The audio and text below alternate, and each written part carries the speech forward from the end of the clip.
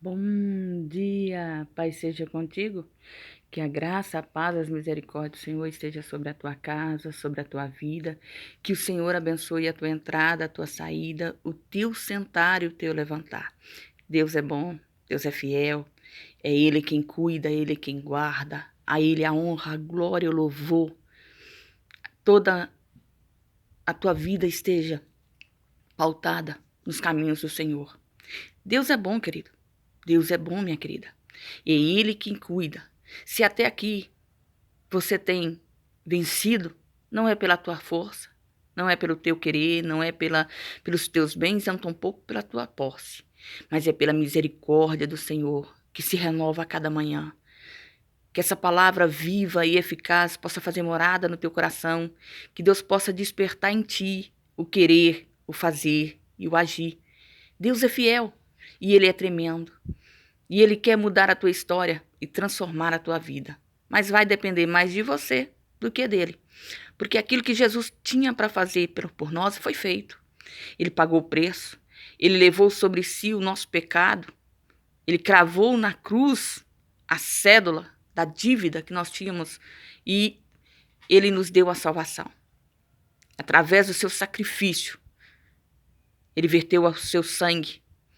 Ele doou a sua vida para que hoje nós tivéssemos salvação. E se você crê que Ele existe e é galardoador daqueles que o amam, daqueles que o buscam, creia que Ele pode fazer sim, muito mais além do que você tem pedido e pensado. Às vezes as suas frustrações está que você está buscando a sua vontade. Você está buscando os seus sonhos, o seu querer. E andar com Cristo não é fazer o que se quer, é viver na dispensação da graça, buscando cumprir e obedecer os seus princípios e os seus propósitos. Jesus, ele tem um propósito na tua vida e ele tem poder de mudar a tua história. Mas você tem que confiar e deixar ele tirar tudo aquilo que impede de você ver a verdade. Deixar ele quebrar toda a tradição do passado, toda mentira, engodo do inimigo. Deixar ele transformar a sua vida de glória em glória. Para isso acontecer, você tem que se render e se entregar aos seus pés. E eu quero te dizer, não é fácil lutar contra os princípios da palavra. Porque nós estamos tão acostumados a fazer e a viver a nossa vida da nossa forma, que quando vem a palavra do Senhor, ela se torna para nós obstáculo. Porque nós queremos a bênção, mas não queremos o abençoador. Nós queremos o milagre, mas não queremos o compromisso com o dono do milagre. Nós queremos receber, mas não queremos doar. E Jesus disse que aquele que quiser vir após mim, negue-se a si mesmo, tome a sua cruz e siga-me. Primeiro nós temos que nos negar. Aliás, primeiro nós temos que decidir seguir, servir, estar na presença do Senhor. E quando nós decidirmos isso, negar a nós mesmos, negar os nossos desejos, as nossas ansiedades, as nossas vontades. E não se esquecer, não vai chegar diante dele de mão vazia, vai tomar a sua cruz. Vai passar pelo processo da libertação, do entendimento, do discernimento, vai buscar a face do Senhor que pode todas as coisas. E aí Deus vai fazer a obra na nossa vida se concretizar. E aí Deus vai transformar o nosso caminhar. Havia uma cidade nos tempos de Jesus que se chamava Filipos. Essa cidade era uma colônia da Macedônia e, como o próprio nome diz, colônia é um lugar onde pessoas estrangeiras vão para ali e apossam daquele lugar. Assim como eu posso dizer também que, por ser uma colônia, é um lugar onde todo tipo e sorte de gente vai habitar, levando as suas tradições, as suas maldades, os seus engodos, os seus enganos. Como no Brasil, que quando foi descoberto, se tornou colônia de Portugal. E Portugal não enviou para cá nobres. Se a gente vai estudar a história, a gente descobre que foi selecionado para vir para cá todo tipo de gente com problemas, prisioneiros, endividados, pessoas que eram condenadas, e até os nobres que vieram para cá não eram pessoas de boas índoles, porque eles não vieram para cá porque queriam, eles foram obrigados, eles foram colocados aqui. E a formação da nação não se deu por pessoas de bom caráter. Assim também naquela época em Filipos. A formação de Filipos não foi uma formação de uma cidade de pessoas boas. Então tinha todo tipo, toda sorte de gente. Tinha gente com endemoniados, tinha pessoas que usavam os endemoniados, como aquela jovem que Paulo expulsou o demônio de adivinhação que estava na vida dela. E por ser uma cidade assim conturbada, perturbada, houve um preço. Mas o interessante é que quando Paulo foi para lá, ele não foi para lá por uma decisão simplesmente pura sua. A palavra vem dizendo no livro de Atos, capítulo 16, que quando eles estavam fazendo a viagem missionária, houve alguns lugares que o Espírito de Jesus o impediu de ir. Houve alguns lugares que o próprio Satanás o impediu de ir. E quando eu creio que Paulo estava buscando a direção para onde ir para fazer a obra do Senhor, Deus lhe dá a visão de um macedônio, chamando, clamando para que ele lhes ajudasse. E aí ele entendeu que Deus estava direcionando para lá. E ele foi. E a primeira cidade a qual ele começou a pregar o evangelho, a levar a palavra do Senhor, foi Filipos. E ali naquela cidade ele enfrentou problemas, ele enfrentou adversidades, ele foi preso, ele apanhou, foi colocado no cárcere por conta de uma libertação, por conta dele ter repreendido o mal na vida de uma jovem. Muitas das vezes nós estamos fazendo a obra e as coisas vêm, as adversidades vêm, e nós queremos indagar que nós estávamos fazendo a vontade, servindo o propósito de Deus e que aquelas coisas estavam acontecendo que não deveriam acontecer. Nos esquecemos que na palavra isso é algo que acontece. As coisas acontecem. E no domingo, eu estava na igreja Nova Aliança e ouvindo o pastor Alex Antônio pregar, e ele falava isso, sobre a tempestade. Quando Jesus envia os seus apóstolos ao mar, Jesus os impulsionou a atravessar o mar. Jesus sabia que a tempestade iria ocorrer, e mesmo assim Jesus os enviou à frente. E eles ficaram a noite inteira remando, e não tinham alcançado nem o meio do mar. E houve a necessidade de que Jesus viesse ao seu socorro andando sobre as águas. Muitas das vezes nós estamos fazendo a obra do Senhor e vemos as tempestades se levantar à nossa vida e vemos o barulho das ondas, a escuridão da noite, tentando nos atormentar e nos tirar o foco e nos tirar o alvo. Nós temos que ter a nossa confiança pautada na presença do Senhor, pautada na palavra do Senhor. E assim na nossa vida nós temos que também estar na direção do Senhor. E Paulo ergue uma igreja na cidade de Filipos e deixa ali pessoas. E quando Paulo se encontra já preso, ele envia uma carta que é chamada Carta da Alegria, que é quando Paulo fala sobre a alegria de ter pregado o evangelho para aquele povo, visto a fé daquele povo e sabendo que Deus estava mudando e transformando vidas naquele lugar. Ele direciona. A sua carta vem trazendo direção, dizendo que para que eles continuem firmes, firmados naquilo que eles tinham aprendido dele sobre o Senhor Jesus Cristo. Hoje, a minha vontade é te dizer exatamente a mesma coisa. Continue firme, continue marchando, continue caminhando, ainda que você não esteja compreendendo a situação e a adversidade, ainda que você não saiba o que e o porquê, confie no Senhor. Porque Deus não é homem para que minta, nem filho do homem para que se arrependa. Mas a mão dele também não está encolhida para que não lhe possa socorrer. Tampouco os seus ouvidos agravados para que não possa lhe ouvir. Faça como os irmãos em Filipos. Continue perseverando na fé, caminhando de fé em fé para fazer e servir o propósito de Deus. Talvez você não tenha lido, ou se já leu, eu te chamo e convido a estar comigo nessa leitura e relembrar o propósito da carta de Paulo aos Filipenses e entender que Deus cuida, que Deus zela, que Deus guarda.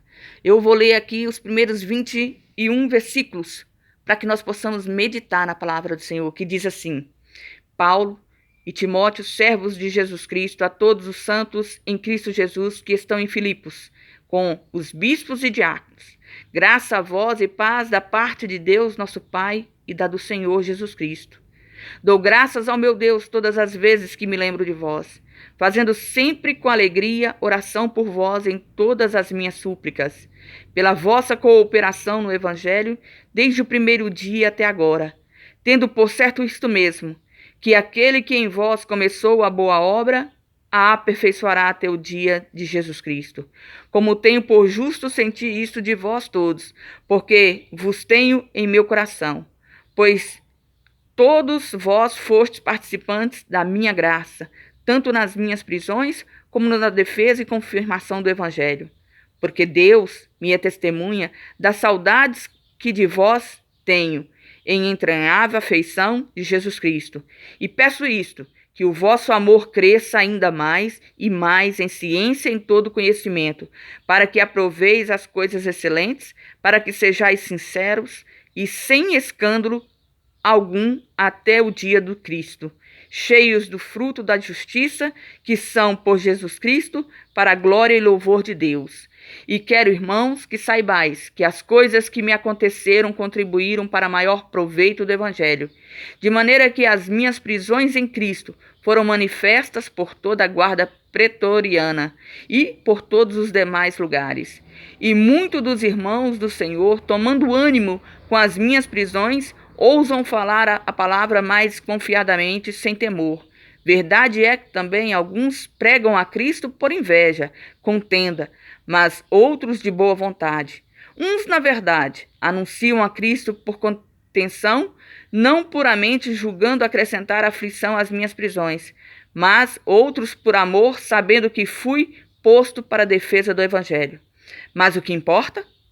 Contando que Cristo seja anunciado de toda maneira, ou com fingimento, ou com verdade, nisto me regozijo, e me regozijarei ainda, porque sei que disto me resultará a salvação, pela vossa oração e pelo socorro do Espírito de Jesus Cristo, segundo a minha intensa expectação e esperança de que em nada serei confundido. Antes, com toda a confiança, Cristo será, tanto agora como sempre, engrandecido no meu corpo, seja pela vida, seja pela morte. Porque para mim o viver é Cristo e o morrer é ganho. Nós temos que ter essa expectação diante do Senhor, diante das adversidades da vida. E entender que o nosso viver é Cristo. E que, independente da situação e da adversidade que nos aconteça, nós temos que nos alegrar no Senhor e continuar firmes. O apóstolo Paulo, ele entendeu que, por conta da sua prisão, houve alguns que se levantaram para trazer sobre ele aflição. Pregava a Cristo para mostrar para ele que ele estava preso e ele solto, mas ele não se importou.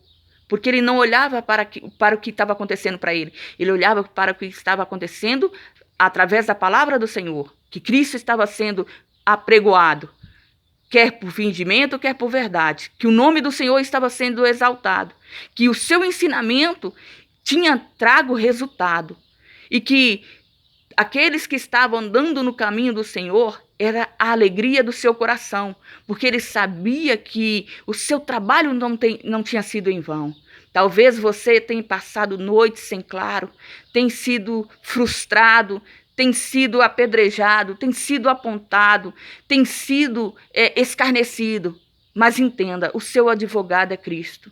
O Senhor tem visto o teu choro, o Senhor tem visto a tua aflição, e Ele sabe que você tem se dedicado a fazer e servir o seu propósito.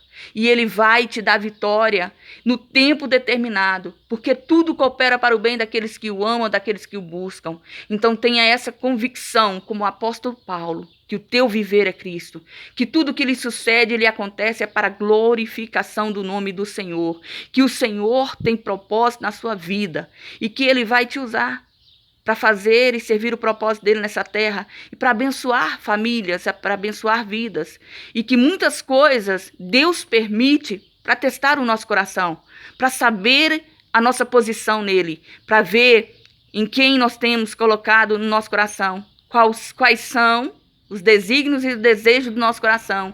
E muitas das vezes ele permite outras coisas acontecer na nossa vida para que aqueles que estão à nossa volta possam contemplar a face do Senhor através de nós.